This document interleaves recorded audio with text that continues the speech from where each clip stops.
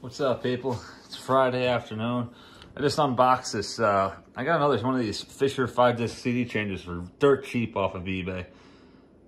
I bought this a couple of days ago. And like I said, I just worked last night. I'm still awake yet, actually. Just needs a little bit of cleaning. And like I said, I actually have two. Okay, how many do I have of these? Two. I have two. Well, this is my third one now. So basically I bought this off eBay. It says the door don't open. It's like, well, that's normally what the problem is with them. So anyway, I plugged it in, but I didn't fire it up yet. Let's see what we got. Hopefully it lights up and everything.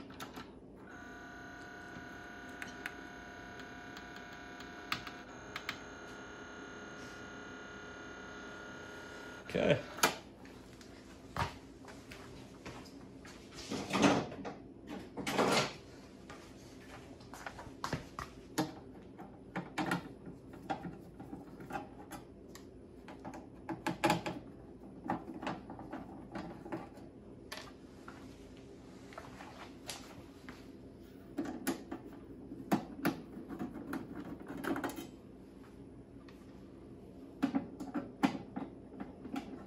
So there's two things that are going to be obvious.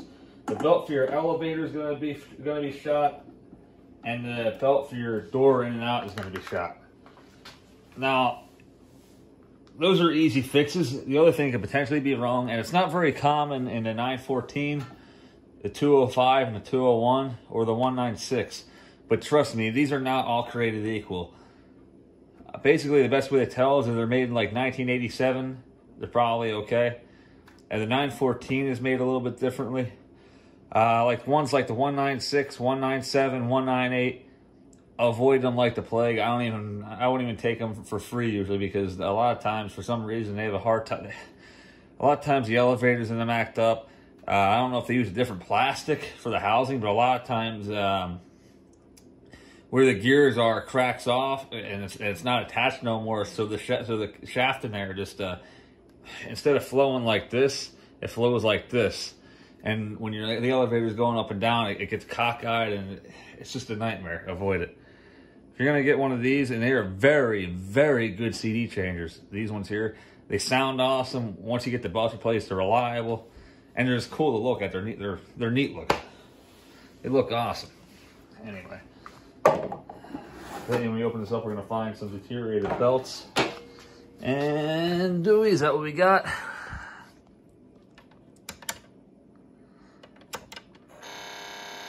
Oh yeah.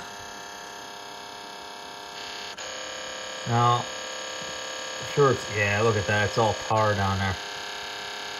All right.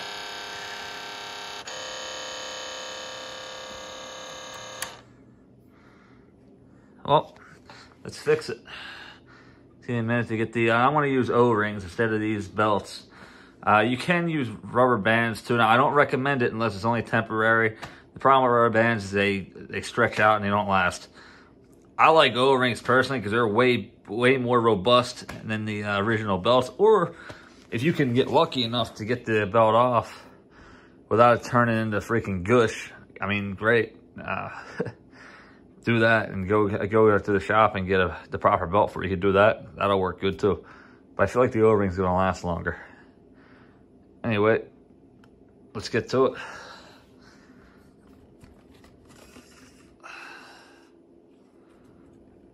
Now sometimes certain ones, depending, I don't know, there's gotta be a common denominator somewhere that determines whether or not they just come apart easy.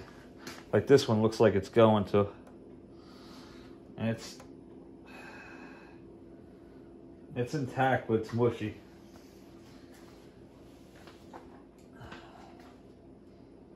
This over here.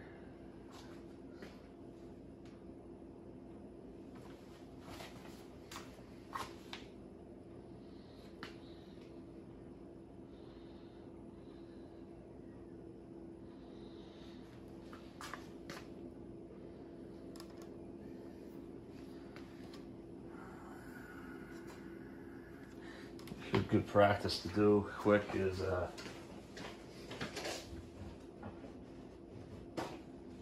get as much of the residue out as possible. We're going to grab the alcohol.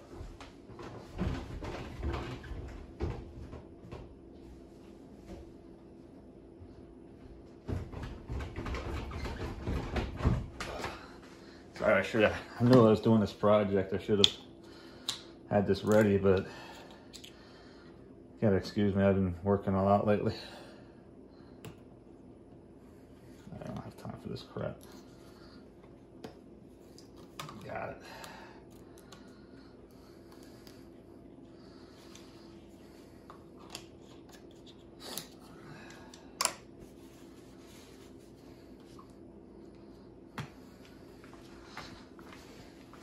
Some alcohol on the pad like so, and push this into the groove and rotate it. Try to get it as clean as you can, otherwise your belt could potentially slip. I could make it, see? I could just make a big mess. And do the same thing for, yeah, see, look at that.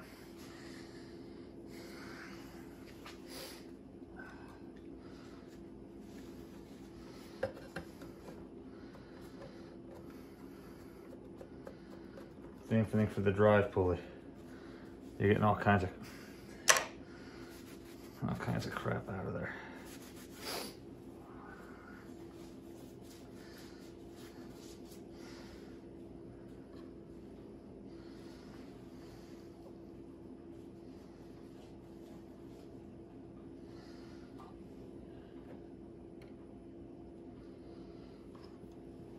Make sure that the longer one should go on the elevator. It's a little bit more spaced out. Not by much, just a little bit.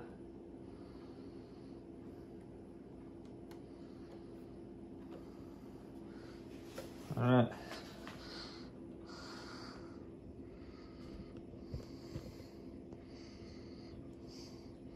That's ready to rock and roll.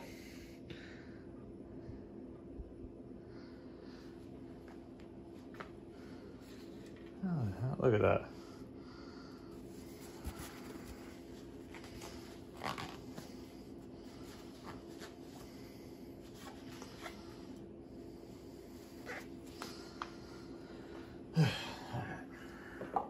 Now, for this part here,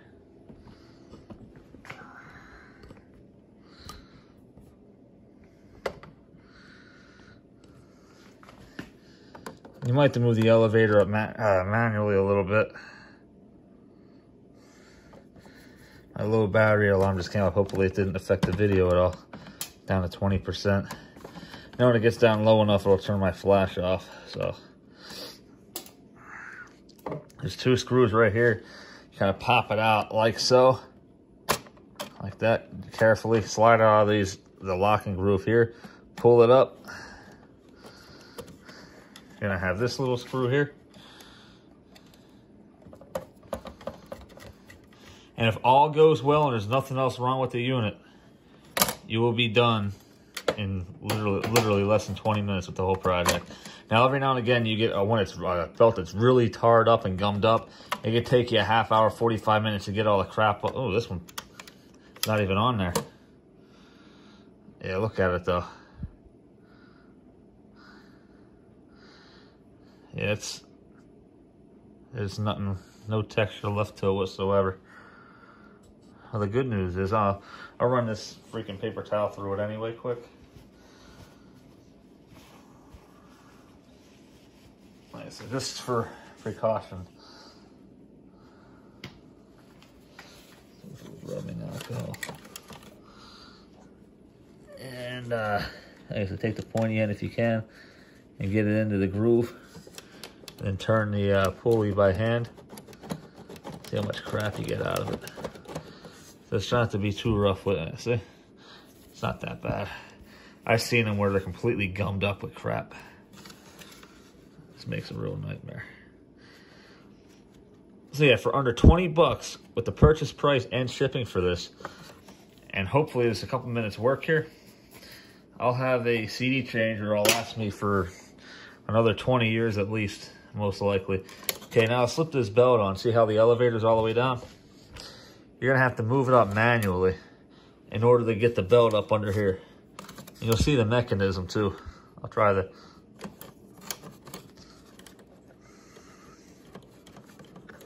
There you go, up with it. That's down. Sorry.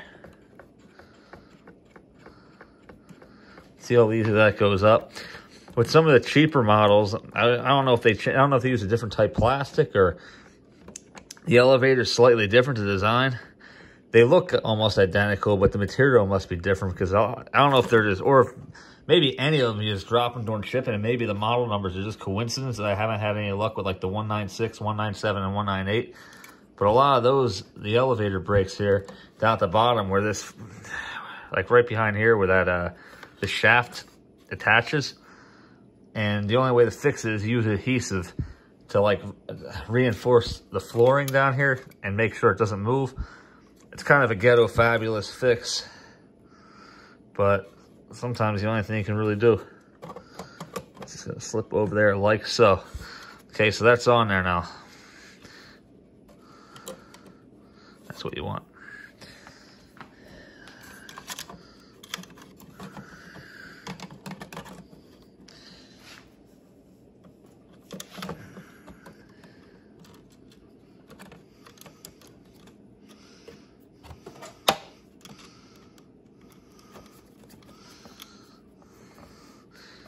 The other problem comes in down here with that, see that little, this guy right here, my finger's touching. Right down, I'll take another look at it then. I'll show you. You gotta lower the elevator a little bit.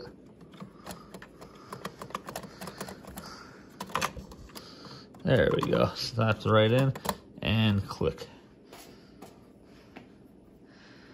So the elevator shaft is good. The foundation is good. Nothing's out of shape. The gears are lined up. You don't have to do an alignment on it. So that's great. That usually only happens if they're dropped during shipping, which happens more often than you think. Because half the postal workers are idiots and don't give a rat's ass about your package. So theoretically, I turn this on. This should home itself out. Good. So right down here is that little drive gear.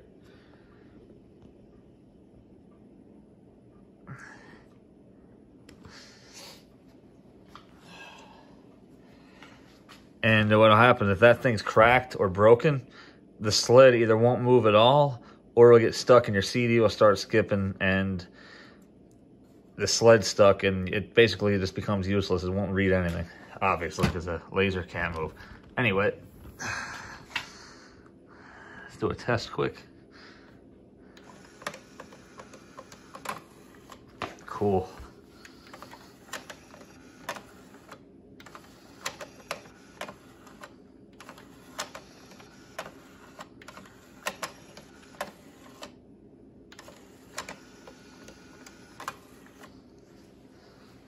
All right.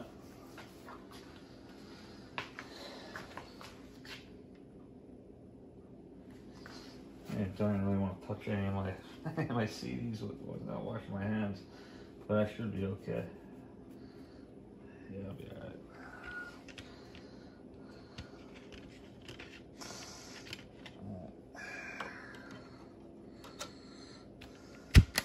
And we'll throw another one in disc 3. I don't even have the Boston albums actually in the other CD player. All right, we're just gonna do one. We'll get the idea. So anyway, it's gonna skip 4 discs because I want to hit shuffle. So it's gonna recognize that there's 4 CDs that are empty, theoretically, providing it's working correctly. And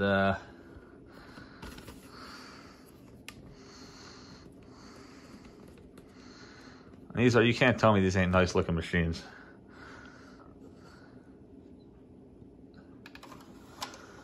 It's gonna try disc 2, it's gonna know that there's nothing there. So we're trying disc 5, it's gonna read jack crap because there's nothing there. Watch it do, okay. So it knows there's a CD there.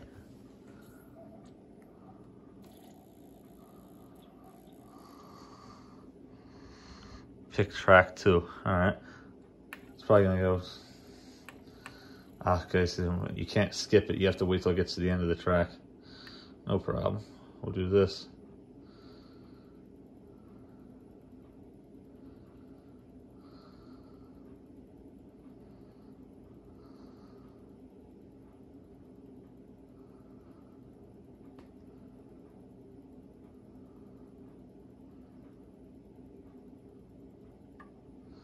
So you actually have to let it play. Okay, hang on. We'll cheat it.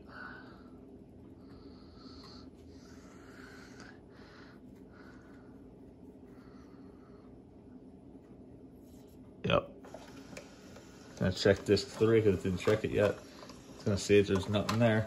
Then it knows the other 4 are empty. So it's gonna go right back to disc 1 again and pick a different track.